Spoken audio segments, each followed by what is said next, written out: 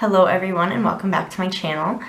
So today I wanted to make a video talking about some of the financial realities of doing your master's abroad, because obviously if this is something that you are considering looking into or you're realistically planning for yourself, it's a logistic that is kind of important.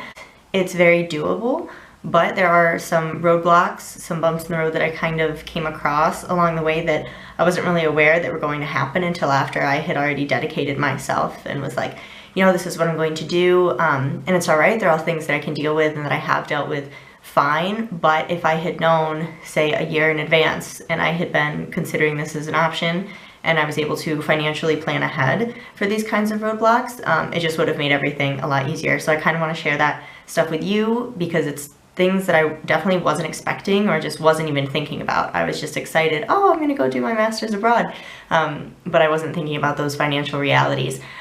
So there are three in particular that were pretty big that have impacted me quite a bit.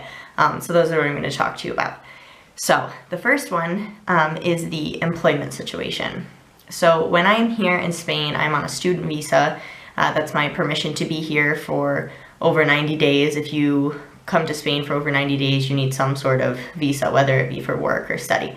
So if you are on a student visa, your primary reason for being here is for studies, you are not permitted to get a job. And that's like any kind of work with like an official paycheck. So doing English on the side or doing some daycare sort of work or babysitting, nannying, that kind of thing where people pay you cash under the table, those kinds of jobs would be fine. But for me, since I know that anything I make from doing that kind of stuff will only be pocket cash, I kind of decided to just not to work and to take that extra time to just enjoy myself or be working more on my studies or put more time into my blog because I think it's just a fun hobby. And I haven't really had time to do stuff like that in the past few years of my life because the 4 years of undergrad, I was insanely busy all the time, always working, always had at least one job. So it's kind of nice to have a break from that, but at the same time it's stressful because you know you're not having any steady income. And for that reason, I do have to have a little bit of support from my parents this year just because, you know, I started planning for this as soon as I figured out that I wasn't going to be able to get a job, but that was only a few months before I came, realistically speaking. So I didn't have that much time to really buckle down and be like, whoa, I need to save as much money as I can. So there's a little bit of money a week that my parents have to kind of give me, or that they have so graciously been willing, thank you mom and dad, to give me every week so that I can like survive and pay rent and food and stuff. But I did pretty much everything on my own for the 4 years of undergrad, so that was kind of a little agreement we came to, that they would help me out. But if I had known that I wasn't going to be able to work with like a steady job with, you know, sufficient amount of income, then I definitely would have started planning ahead for this a lot sooner than I did. So the second issue I ran into when it came to my financial situation for doing my master's abroad was a bit more stressful. I was really freaking out over this one, I'm not gonna lie. This one was for getting a loan for school, and I kept trying. So at first I tried the route, you know, going through federal loans, how, you know, we use FAFSA and everything for undergrad in the US. I tried that same route, getting a federal loan for grad school because they offer graduate plus loans, that sort of thing. So I was calling, asking questions about that kind of thing, and turns out that if you are going abroad to an international university for your master's, and it's not like study abroad, it's like you are enrolled in that other university as a full-time student for whatever the degree is that you are pursuing, then you are not eligible for US federal funding for that because you're not in the US. So, which is a little unfair in my opinion, but that's fine. They did say there is a loophole potentially for certain universities if your university is one that accepts financial aid from a US institution. So I called and tried to ask about that, but unfortunately my university is not one of those. So if you really know you need to bank on getting something like that, make sure you figure out that list of schools that do accept federal loans or federal financial aid from the US so that you can kind of figure out that stuff before you apply to where you are gonna go. You know, hopefully you have a year or two in advance where you can research this stuff and figure it out before you really put plans into motion. Mine was so last minute deciding that I wanted to do all this that there wasn't really any time for any of that. Like, the decision had been made, and then it's like, okay, well, I need to pay my tuition and I can't because I don't have any money. So yeah, so that was kind of a roadblock. Then when I tried to go through private loan companies to get that funding, then I ran into the problem of, I was doing it by myself. I didn't have a co-signer or anything. So when they're asking you, your facts about yourself, and especially when they get to your work situation, oh, well, what is your income going to be next year? Oh, well, that'd be 0 because I'm not allowed to work. So you see the conundrum here. So of course no one would approve me for a loan. Anywhere that I called or tried to fill out an application online, every avenue I tried was just shut down. So luckily I did have some very great family members who were willing to pull some things together for me and give me a family loan, which I really didn't want to resort to. But I kind of had no other choice because the money was due and I had to have it. But so, yeah, so that was great. So I'm very thankful for that and that it all worked out. But the money for my tuition wasn't an insane amount because grad school tuition over here in Spain is way, way cheaper than it would be in the US. So really, if I had started planning for this a year or two in advance, I could have had that money already saved up. But because I wasn't planning for this ahead of time and it just wasn't, I didn't think this was something that was in the cards for me, I didn't figure that out. But hopefully for you guys, you plan this out, or you have the time to think about it and figure out the logistics beforehand, and then you don't have to worry about getting a loan at all.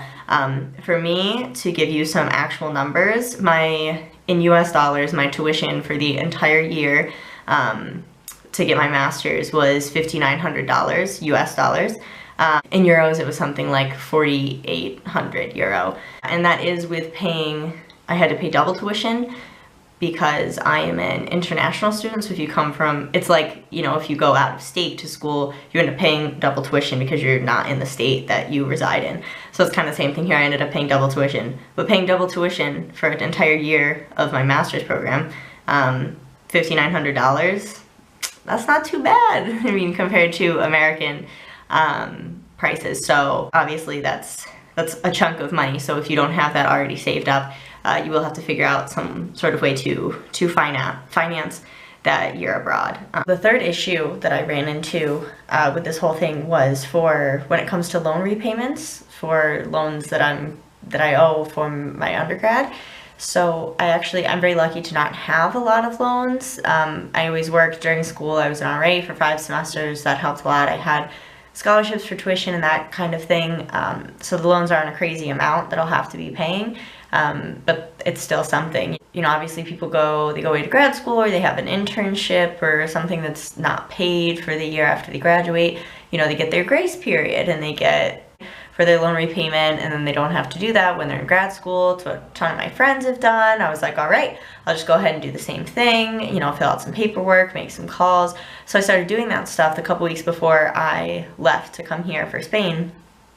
And it turns out that apparently if the master's you're doing, or whatever it is that makes you eligible for having like an extended grace period and deferring your loan repayment, if you are doing your master's abroad in another country, then that makes you not eligible for that loan deferment period.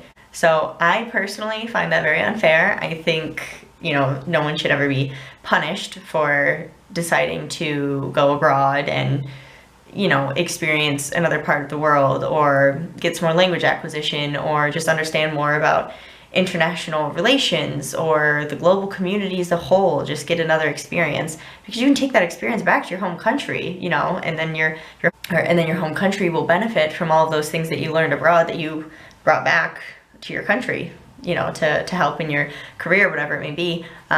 So I think it's very unfair. But the woman that I was speaking with, the representative, she did tell me, okay, well, you're kind of far out from having to pay your loan payments. It's still not due till January, your first one.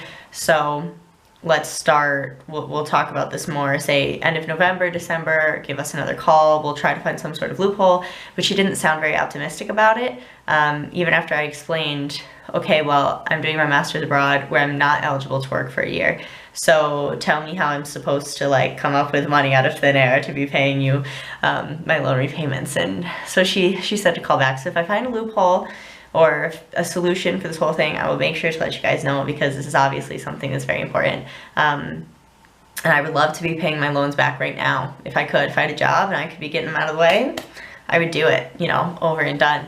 But I'm just not in that situation right now.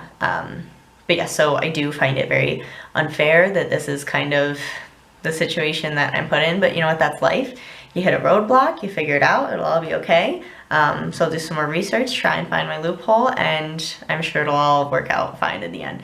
I definitely hope that this video, these tips and recommendations gave you guys some ideas on what you need to be planning for, what you should be researching. Hopefully you have enough time before thinking about doing this or researching the logistics. You have enough time to prepare well financially for all of this, because these were things that I definitely wish I had thought about beforehand, but just time wasn't on my side here. Let me know if there are other things like this that you want me to talk about when it comes to the finances of doing your master's abroad. I'd be happy to talk to you all about it. If you'd like to read more about my experience doing my master's abroad here in Salamanca, then you can go ahead and follow my blog at www.mymastersabroad.com. There's a lot of things I've talked about there, talking about my preparation for coming here that I had to do, and then social aspects, a lot of different things I've talked about in my blog that I have not talked about in videos yet. So go ahead and check that out if you're interested, and follow me on Instagram at mymastersabroad. Thank you for watching, and I hope to see you in the next video.